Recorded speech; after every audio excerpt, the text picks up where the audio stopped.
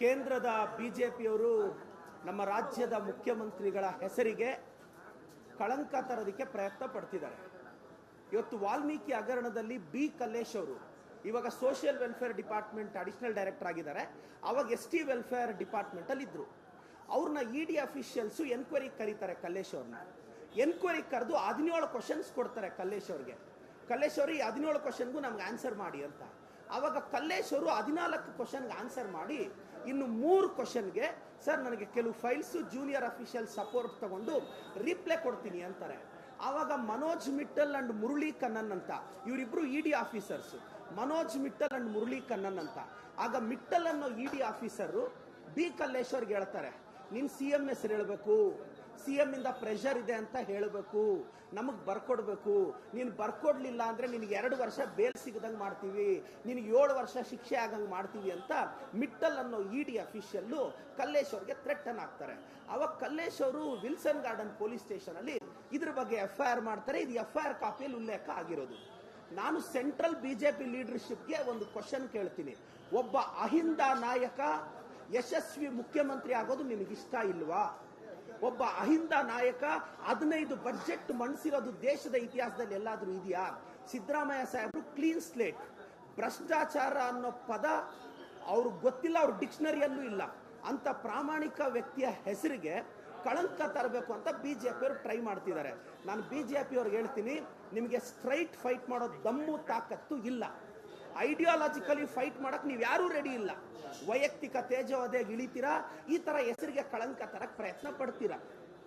EDನ IT ನ ದುರ್ಬಳಕೆ ಮಾಡಿಕೊಂಡು ಇವತ್ತು 175 ED ಕೇಸಸ್ ಅಲ್ಲಿ 125 ಕೇಸು ಕಾಂಗ್ರೆಸ್ ಅವ್ರ ಮೇಲೇನೆ ಇದೆ. I want to challenge the central leadership of the BJP. You people have a don't have a guts to touch the even single hair of the honourable CM Siddaramaiah ji. ನಮ್ಮ ರಾಜ್ಯದ ಮುಖ್ಯಮಂತ್ರಿಗಳ ಸಿದ್ದರಾಮಯ್ಯ ಅವರು ಒಂದು ಕೂದಲ್ನ touch ಮಾಡೋ ತಾಕತ್ ಕೂಡ ಸೆಂಟ್ರಲ್ ಬಿಜೆಪಿ ಅವ್ರಿಗಿಲ್ಲ. ಮಾನ ಮರ್ಯಾದೆ ಇದ್ರೆ ನಮ್ಮ ಜೊತೆ ಸ್ಟ್ರೈಟ್ ಆಗಿ ಫೈಟ್ ಮಾಡಿ, ಐಡಿಯಾಲಜಿಕಲಿ ಫೈಟ್ ಮಾಡಿ. Thank you sir.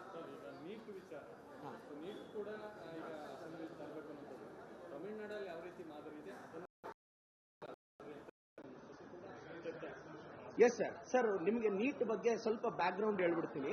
Actually before 2013 ಸಂಬಂಧಪಟ್ಟ ಸ್ಟೇಟ್ ಅವರೇ CET ಮಾಡ್ತಾ ಇದ್ರು ಸರ್. ಅಂದ್ರೆ CET ಹೆಂಗೆ ಅಂದ್ರೆ ಫಿಸಿಕ್ಸ್, ಕೆಮಿಸ್ಟ್ರಿ, ಬಯಾಲಜಿ ಎಕ್ಸಾಮ್ ನಡೆಸಿ ಆ ಮಾರ್ಕ್ಸ್ ನ ಮತ್ತೆ ಬೋರ್ಡ್ ಮಾರ್ಕ್ಸ್ ನ ತಗೊಂಡು ಸೀಟ್ ಕೊಡ್ತಾ ಇದ್ರು. ಬಟ್ 2013 ಅಲ್ಲಿ ಸುಪ್ರೀಂ ಕೋರ್ಟ್ಗೆ ಹೋಗ್ತಾರೆ, ಏನು ಯೂನಿಫೈಡ್ ಎಕ್ಸಾಮ್ ಬರೀರಿ. ಇವತ್ತು ಯಾಕೆ ನೀಟ್ ತಂದ್ರು, ಅದ್ರ ಉದ್ದೇಶ ಏನಾಗಿತ್ತು ಅಂದ್ರೆ, ಇವತ್ತೊಬ್ಬ ಹುಡುಗ ಬೇರೆ ಬೇರೆ ಎಂಟ್ರೆನ್ಸ್ ಅಂದ್ರೆ ಇಂಡಿಯಾದಲ್ಲಿ ಮೊದಲು 2013ಗಿಂತ ಮುಂಚೆ ಸರಿಸುಮಾರು 180 ಎಂಟ್ರೆನ್ಸ್ ಬರೀಬೇಕಾಗಿತ್ತು sir. For example Vellore CET ಬರೀಬೇಕಾಗಿತ್ತು, ಕಾಮೆಡ್ಕೆ ಬರೀಬೇಕಾಗಿತ್ತು, CET ಬರೀಬೇಕಾಗಿತ್ತು, APMT ಅಂತ ಇತ್ತು, PMPD ಅಂತ ಇತ್ತು, ಮತ್ತೆ ಬನಾರಸ್ ಯೂನಿವರ್ಸಿಟಿ ಒಂದು ಎಂಟ್ರೆನ್ಸ್ ಎಕ್ಸಾಮ್ ಇತ್ತು, ಏಮ್ಸ್ ಸಪರೇಟ್ ಇತ್ತು, ಜಿಪ್ಮರ್ಗ್ ಸಪರೇಟ್ ಇತ್ತು. ಸೊ ಒಬ್ಬ ಹುಡುಗ ಅಷ್ಟು ಎಕ್ಸಾಮ್ಸ್ನ ಬರೆಯೋಕ್ಕೆ ಈಗ ಜಿಪ್ಮರ್ಗೆ ಹೋಗ್ಬೇಕು ಅಂದ್ರೆ ಅದಕ್ಕೊಂದು ಎಕ್ಸಾಮ್, ಏಮ್ಸ್ಗೊಂದು ಎಕ್ಸಾಮ್, CETಗೊಂದು, ಕಾಮೆಡ್ಕೆಗೊಂದು, ಹಿಂಗೆ ತುಂಬಾ ಎಕ್ಸಾಮ್ಸ್ ಬರೆಯೋಕ್ಕೆ ಸ್ಟ್ರಗಲ್ ಮಾಡ್ತಿದ್ರು. ಆವಾಗ ಸುಪ್ರೀಂ ಕೋರ್ಟ್ ಒಂದು ಲ್ಯಾಂಡ್ ಮಾರ್ಕ್ ಜಡ್ಜ್ಮೆಂಟ್ ಕೊಡ್ತು, ಒಂದೇ ಎಕ್ಸಾಮ್ ಮಾಡೋಣ, ನೀವು ಆ ರ್ಯಾಂಕ್ ಇಟ್ಕೊಂಡು ಯಾವ್ದಕ್ಕೆ ಬೇಕಾದ್ರೂ ಹೋಗಿ ಅಂತೇಳಿ ಅವಾಗ ಏಮ್ಸ್ನ ಜಿಪ್ಮರ್ನ ಸೆಪರೇಟ್ ಎಂಟ್ರೆನ್ಸ್ನ ಕ್ಯಾನ್ಸಲ್ ಮಾಡಿ ತಂದ್ರು. ಆದ್ರೆ 14-15 ಅಲ್ಲಿ ನೀಟ್ ನಡೀಲಿಲ್ಲ. ಮತ್ತೆ ತಮಿಳುನಾಡವ್ರು ಹೋದ್ರು, ಅವರು ಸ್ಟೇ ತಂದ್ರು, ಆಗ್ಲಿಲ್ಲ. 16 ಅಲ್ಲಿ ಆಯ್ತು. ಮತ್ತೆ 16 ಅಲ್ಲಿ ನೀಟ್ ಬರೀಲೇಬೇಕು ಅಂತ supreme court landmark judgement ಕೊಡ್ತು. ಅವಾಗ ಫೇಸ್ 1 ಫೇಸ್ 2 ಅಂತ ಮಾಡಿ ಆ ವರ್ಷ ಮತ್ತೆ CET ಎಕ್ಸಾಮ್ ಅಲ್ಲೇ ಸೀಟ್ ಅಲಾಟ್ ಮಾಡ್ತು. ಫೈನಲಿ ಸುಪ್ರೀಂ ಕೋರ್ಟ್ 17 ಅಲ್ಲಿ ಕನ್ಕ್ಲೂಷನ್ ಬಂತು. ಸೊ ತುಂಬಾ ಎಕ್ಸಾಮ್ಸ್ ಬರೆಯೋದು ಕಷ್ಟ ಆಗುತ್ತೆ, ನೀಟ್ ಎಕ್ಸಾಮ್ ಇರಲಿ ಅಂತ. ಇದು back ground of the neat entrance exam in India. But ಈಗ ಸಂಬಂಧಪಟ್ಟ ಸ್ಟೇಟ್ ಅವರು ಮಾಡಿದ್ರು ಅದಕ್ಕೆ ವೆಲ್ಕಮ್ ಇದೆ.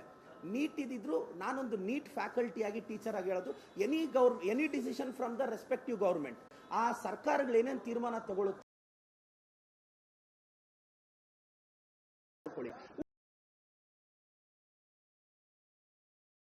ಬರೀಬೇಕಲ್ಲ. ಏನಾಗುತ್ತೆ ಅಂದ್ರೆ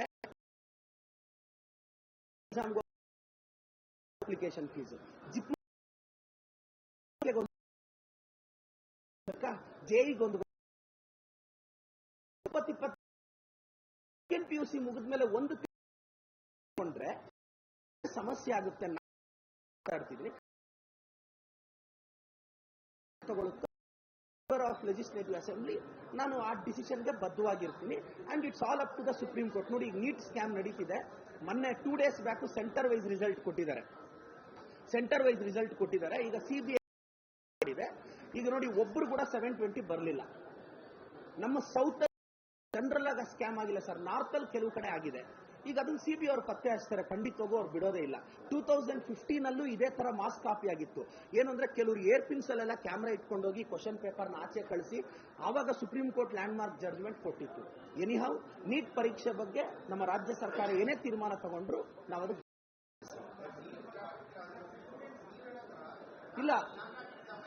ಇಲ್ಲ ಸರ್. ನಾನು ಎಲ್ಲ ಕರ್ನಾಟಕದ ಜನತೆಗೂ ಕ್ಲಾರಿಫೈ ಮಾಡ್ತೀನಿ ಸರ್. ಅಪ್ಲಿಕೇಶನ್ ಫೀಸ್ಗೆ ಸರಿಸುಮಾರು 1 ಲಕ್ಷ ರೂಪಾಯಿ ಬೇಕು. ಒಂದು 700-800 ರೂಪಾಯಿ ಕಟ್ಟಬೇಕು ಅಂದ್ರೆ ಮನೆಗಳಲ್ಲಿ ಹುಡುಗರು ಇಸ್ಕೊಳ್ಳೋಷ್ಟೊಂದು ಎಷ್ಟು ಕಷ್ಟ ಆಗುತ್ತೆ. ಸೊ ನೀಟ್ ತಂದ ಉದ್ದೇಶ ಅದು ಸರ್. ಈಗ ನೋಡಿ, ನೀವು ನೀಟ್ ರ್ಯಾಂಕ್ ಇಟ್ಕೊಂಡು ಮಣಿಪಾಲ್ಗೆ ಹೋಗ್ತೀರಾ, ಹೋಗಿ. ಏಮ್ಸ್ಗೆ ಹೋಗ್ತೀರಾ, ಹೋಗಿ. ಜಿಪ್ಮರ್ಗೆ ಹೋಗ್ತೀರಾ, ಹೋಗಿ. ಇಂಡಿಪೆಂಡೆಂಟ್ ಬರೀ ನೀಟ್ ರ್ಯಾಂಕ್, ಇವನ್ ಪೇಮೆಂಟ್ ಸೀಟ್ಗೆ ಹೋಗ್ಬೇಕು ಅಂದ್ರೂ ನೀಟ್ ರ್ಯಾಂಕ್ ಇರಬೇಕು, ಎಲಿಜಿಬಿಲಿಟಿ ಸ್ಕೋರ್ ಇರಬೇಕು.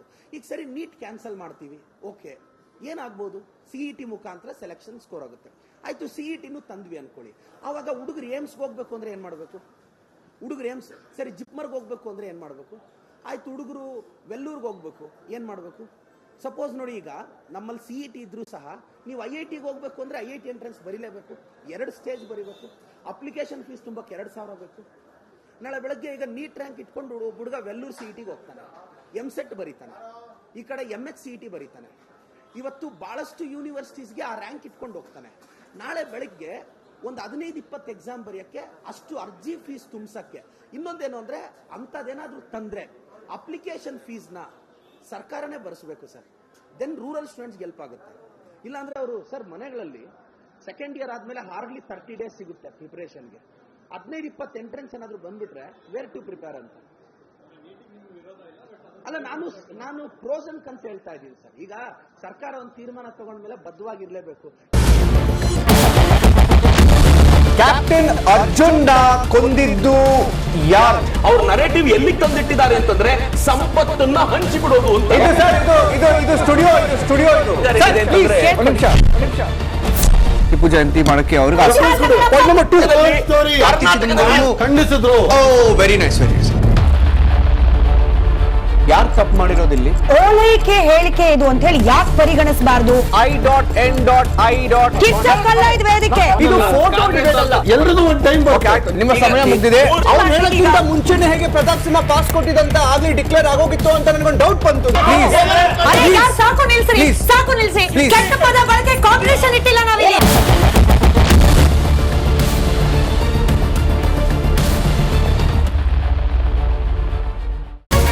ರಿಪಬ್ಲಿಕ್ ವರ್ಡ್ ಆಪ್ ಇದು ಕೇವಲ ಅಪ್ಲಿಕೇಶನ್ ಅಲ್ಲ, ಸಮಗ್ರ ಸುದ್ದಿಗಳ ಸಂಪರ್ಕ ಮಾರ್ಗಕ್ಕೆ ಕ್ರಾಂತಿಕಾರಿ ಬದಲಾವಣೆ. ರಿಪಬ್ಲಿಕ್ ವರ್ಡ್ ಆಪ್ ಕೇವಲ ಸುದ್ದಿ ಅಪ್ಲಿಕೇಶನ್ ಪರಿಚಯಿಸ್ತಾ ಇಲ್ಲ, ಬದಲಾಗಿ ಡಿಜಿಟಲ್ ಸುದ್ದಿ ಬಳಕೆಯ ಹೊಸ ಯುಗಕ್ಕೆ ನಾಂದಿ ಹಾಡ್ತಾ ಇದೆ.